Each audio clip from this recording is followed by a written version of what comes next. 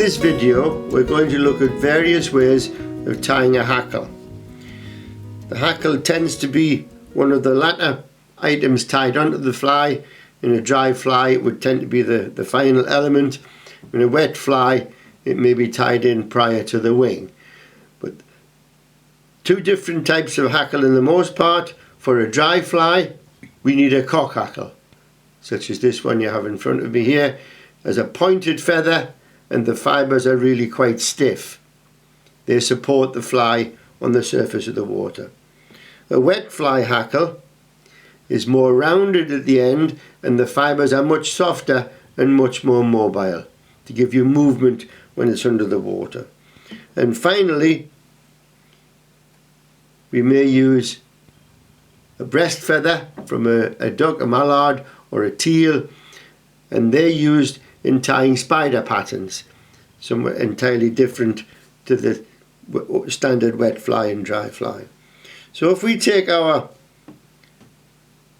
hackle, we simply remove the fibres from the base of the stem, like so, and we can simply tie it in that manner. A slightly better way to give you a better appearance will be to remove all of the fibres from the right hand side, as the shiny side towards you. Remove the fibres from the right hand side so you end up with something that looks like that. We then take that,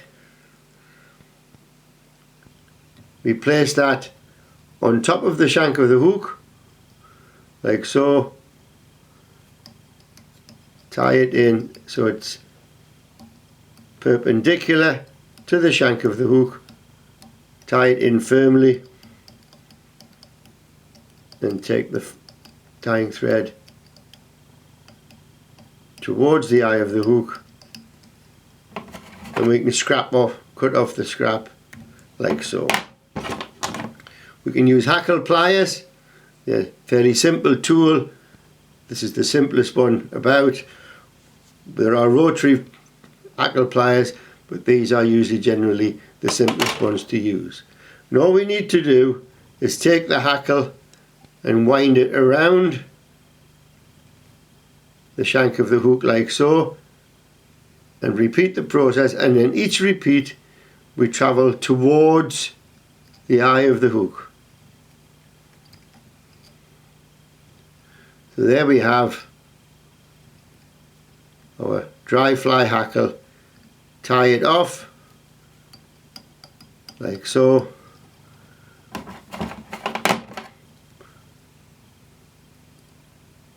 cut off the scrap, and that's our dry fly hackle neatly in place, and that would support the fly on the surface of the water.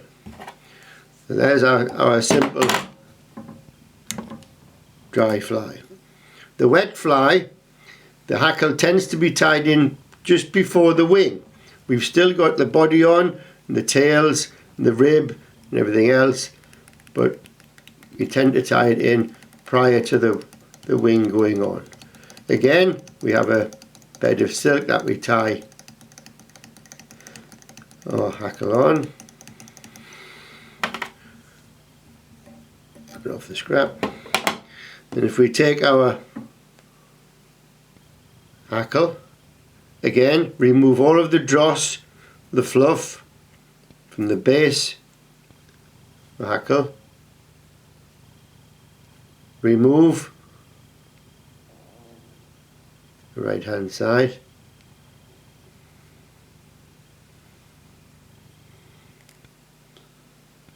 Place the hackle on top of the shank of the hook and tie it in place.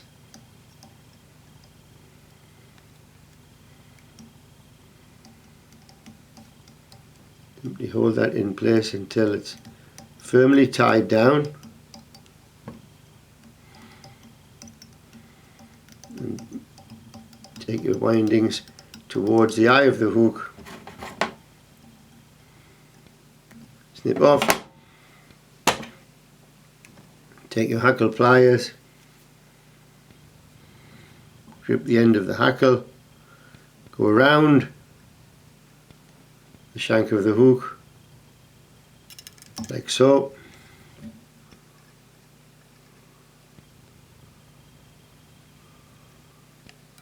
Each turn again towards the eye of the hook. As each turn is placed on, simply stroke the fibres towards the bend of the hook like so.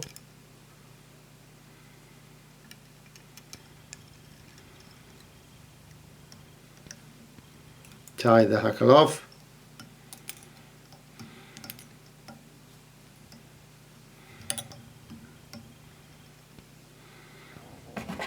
You can cut off the excess. Now, depending on how we want the fly to perform, we can then stroke the fibres like so, bring the tying thread and just cover the butts where the last winding, and that will give us this effect whereby the fibres are swept down the shank of the hook. Depending on what your view is, then you can either have it swept even more or less. It depends, but that will then move in the current when you're fishing with your wet fly. So they're the basic entities for doing a hackling. The final one that we said was a spider pattern, and the spider patterns tend to be the most simple of all of the flies that you're liable to tie. Invariably they're just a tying thread body, nothing more complicated than that, and then we have this hackle at the top. It's another one of these cases where less is more. So if we take our breast feather, remove material from the bottom, you then look for the middle of the hackle, usually where the spine comes down, grip it with your hackle pliers, smooth the fibres back so that they're even on either side, then simply tie that in at that point there, firmly tie it in place. We can get rid of this bit, we don't need that bit now, like so. Get hold of the stem and smooth the fibres towards the bend of the hook. Come round the bend of the hook, round the hook itself, same as before, stroking the fibres down towards. 2 turns, 3 turns at the most will suffice that we need. We can then tie that off in place, get rid of the scrap like so. This one we don't need either. Get rid of all these ones here. Tie that down to our head, and there we have our spider pattern. As you can see, quite sparse, not huge numbers, and that's the essence of your spider pattern.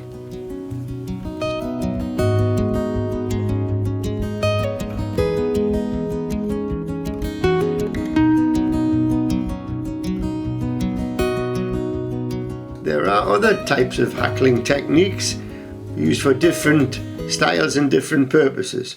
One of them is a palmered hackle. The best example of which is on an Invicta, and this is almost a body hackle. It runs the whole length of the body of the fly. And with this one, we simply take our tying silk down the shank of the hook, and we will need to use a rib material.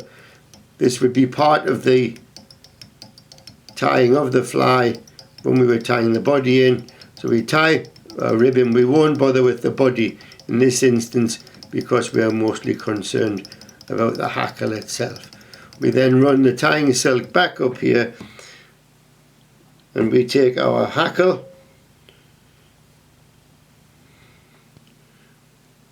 again we remove all of the fluff from the base of the hackle, clip off some of the waste, simply tie the hackle in like so, tie it firmly down, firmly in place. Best thing to do is to bend the hackle stem slightly, just give it a bit of a crease. Then we want to give 2 turns, and each turn we grow towards the bend of the hook. Then the next turn we do an open spiral as we progress down the shank of the hook towards the bend. We proceed in this open spiral till we reach the end of our body. Then take the rib and trap the hackle with the rib, and carefully bring the rib through the hackle in open turns back up the shank of the hook. We tie the rib off. We can then cut off the surplus there.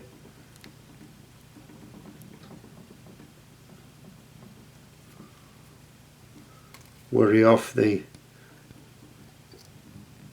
rib, then simply using finger and thumb to stroke the fibres like so, and there you have your palmered hackle. As I say, the most prominent one would be the Invicta. So that's a different type of hackling technique. Proceeding from that, we can tie a parachute hackle, and we can do that in a number of different ways. Parachute hackle usually goes on after the body has been finished, but the first thing we tie in would be the post. It requires a post. We would tie the post in first of all. The post you can use, I've got some Antron material here. We simply take some of the Antron material, tie it in on top of the shank of the hook, firmly tie it into place, lift it up, and there we have. Then that would then proceed down the body of the fly, create the underbody, and we would tie the fly in a standard way. When we came back, having finished the body to a point there, we then take our hackle,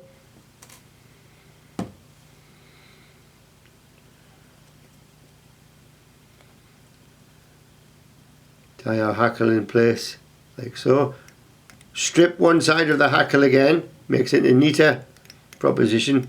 Just come underneath the stem, make sure that it's tied in firmly, and then we wrap the hackle around the post. Keep a firm grip of the post and the hackle. Each turn is underneath the previous one. We don't go up the post, we simply, each one is tied underneath the next turn, the previous turn. Once we start, make it nice and firm, we go like this. Simply lift the hackles fibres out of the way, tie off our hackle, snip off the scrap, and there we have our parachute hackle. And this type of hackle will sit in the surface of the water with your body just underneath. The post sitting above, you can leave as tall as you want or as small as you want. Sometimes it's good to have a fluorescent pink one. It's easy to see in the water. So that's the basic parachute technique. We can do a slight variation on that simply by finishing it off in a slightly different way. So we take our post as we did before, tie our post in,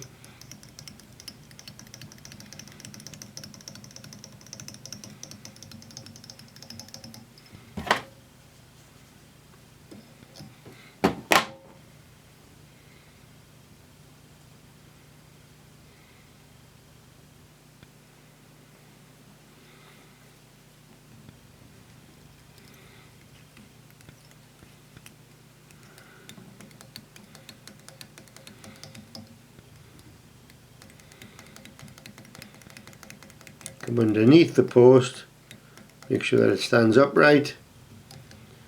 Then we simply proceed as we did before, tie the body in and come back up towards the hackle. We can then take our hackle,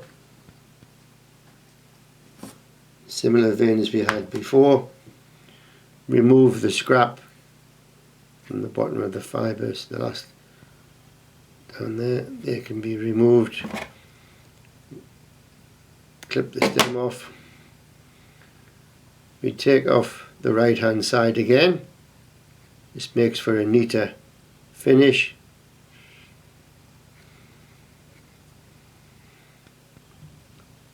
Tie the feather in, your hackle in there, just adjacent to the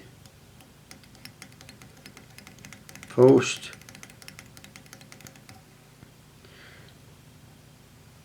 Come round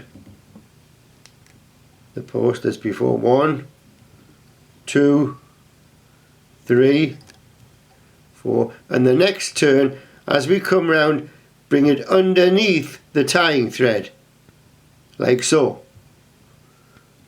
And the next one underneath the tying thread, and the third one underneath the tying thread, and finish off with the fourth one. Apply tension to your thread. We can now snip off the hackle. The hackle is held in by the tying thread. We can then proceed up, and the hackle is firmly locked into place. We can then trim our post to whatever height we wish it to be, a whip finish, and the fly is complete. So that we've locked the hackle underneath the tying thread by virtue of bringing it round in that fashion. And that's a slight variation on your parachute hackle. The classic parachute hackle uses a gallows tool. Simply, and the post for the gallows we're going to make will simply be a post of tying thread. So we take our tying thread from our base, we then take our thread, loop over the gallows tool, lock the loop in place like so, take our hackle, similar fashion before, remove the scrap from the bottom. There's no need to take the right hand side off in this instance. Simply tie the hackle into place and then come round our post. In this instance we travel up the post, we don't have our turns underneath, so we gradually move up the post turn after turn like so.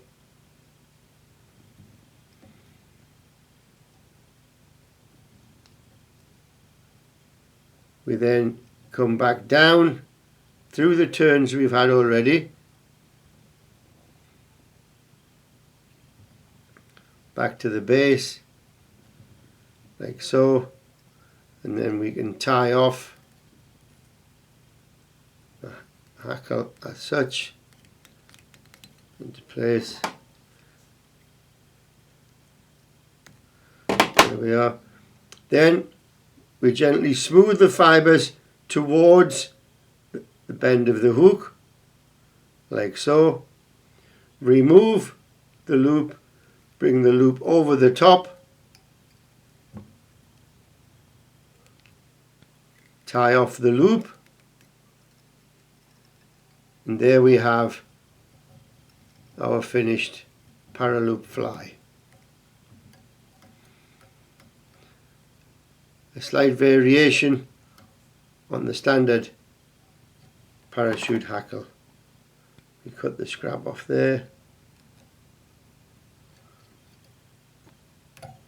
A whip finish, and that's your paraloop hackle tied in place.